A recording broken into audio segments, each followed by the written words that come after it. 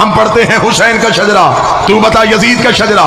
حسین 3 شبان کو مدینے میں بطول کے گھر قرآن بن کے نازل ہوا۔ یزید شام اور حمص کے درمیانی علاقہ تدمر میں حاکم شام کے گھر عذاب بن کے نازل ہوا۔ یزید کو پیدا ہوتے ہی گھٹی شراب کی دی گئی، حسین نے پیدا ہوتے ہی رسول کی زبان چوسی۔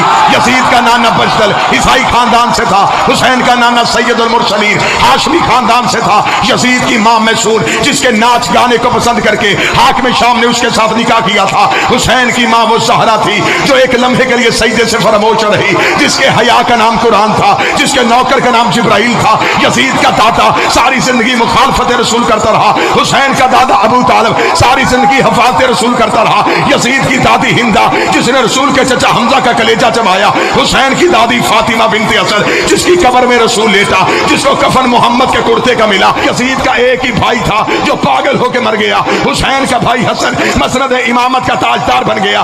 یزید کا شجرہ خبیثہ تھا، حسین کا شجرہ طیبہ تھا۔ یزید فاسق تھا، میرا حسین روزے دار تھا۔ یزید فاجر تھا، حسین نمازی تھا۔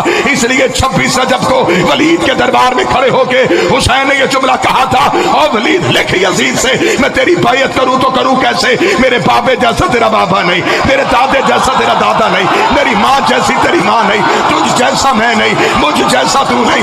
اپنے لاکھوں لے کے تو آ، اپنے 72 لے کے میں آتا ہوں۔